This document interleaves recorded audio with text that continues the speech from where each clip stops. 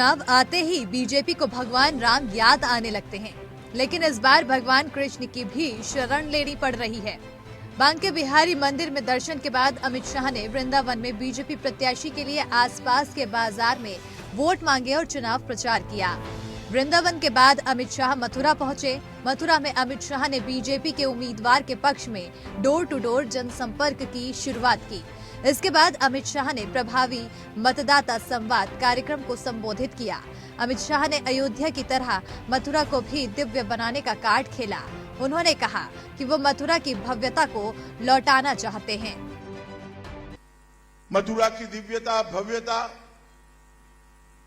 लौटाना, उसकी आध्यात्मिक ऊंचाई को जरा भी कम करे बगैर उसको आधुनिक से आधुनिक तीर्थ स्थान बनाना, ये भारतीय जनता पार्टी का लक्ष्य। अमित शाह ने यूपी चुनाव को देश के भाग्य तय करने वाला बताया। उन्होंने समाजवादी पार्टी पर परिवारवाद और जातिवाद का आरोप लगाया। उन्होंने 2017 में हुए चुनाव के प्रचार की तरह इस बार भी पिछड़ी जातियों को यादवों के खिलाफ खड़ा करने की कोशिश की। उन्होंने कहा कि जाति विशेष को छोड़कर किसी को कोई फायदा नहीं मिला। राजनीति के अंदर अपनी वोट बैंक का तुष्टीकरण करने के लिए सारे समाज को दरकिनार कर आगे बढ़ना ठीक है क्या? मित्रों, ये सरकारें चली जातिवाद परिवारवाद के लिए चली, तुष्टीकरण के आधार पर चली। अमित शाह ने दंगा मुक्त सरकार देने का दावा किया। उन्होंने माफिया को संरक्षण देने के बहाने समाजवादी पार्टी पर मुस्लिम परस्ती का आरोप भी लगाया।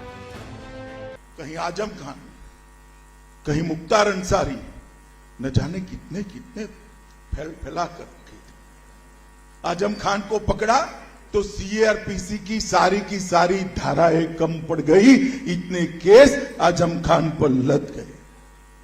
और मित्रों, मैं आपको ये कहने आया हूं, सिर्फ 2000 करोड़ की भूमि सरकारी संपत्ति ये माफियाओं ने जो कब्ज की थी उसको खाली कराने का काम ये भारतीय जनता पार्टी की सरकार ने किया है। मोदी जी के नेतृत्व में योगी आदित्यनाथ ने किया है। अमित शाह ने मोदी और योगी सरकार के कार्यकाल की खूबियां भी गिनाई। उन्होंने मतदाताओं से एक मौका और देने की अपील करते हुए कहा कि हम यूपी की अर्थव्यवस्था को देश में नंबर 1 बना देंगे।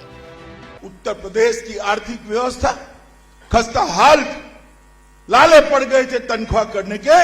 आज 5 ही साल में उत्तर प्रदेश भारत की दूसरी सबसे बड़ी व्यवस्था है। एक बार और आशीर्वाद दे दो, राधे राधे कर अगले 5 साल में नंबर 1 अर्थव्यवस्था बनाने का काम भारतीय जनता। अमित शाह ने हिंदू मतदाताओं को इशारों ही इशारों में ध्रुवीकरण करने का कोई मौका नहीं छोड़ा। यहां तक कि धारा 370 हटाने का भी जिक्र किया तो समाजवादी पार्टी को आतंकवादियों का सरमाएदार भी बता दिया।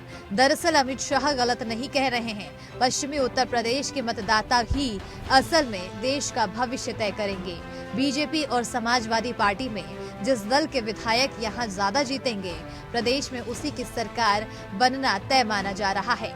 जबकि किसानों की नाराजगी, बेरोजगारी, महंगाई और मंदी की मार से परेशान जनता को लुभाने के लिए भगवान राम, भगवान कृष्ण और राष्ट्रवाद के मुद्दे उठाए जाना भारतीय जनता पार्टी की मजबूरी मानी जा रही है।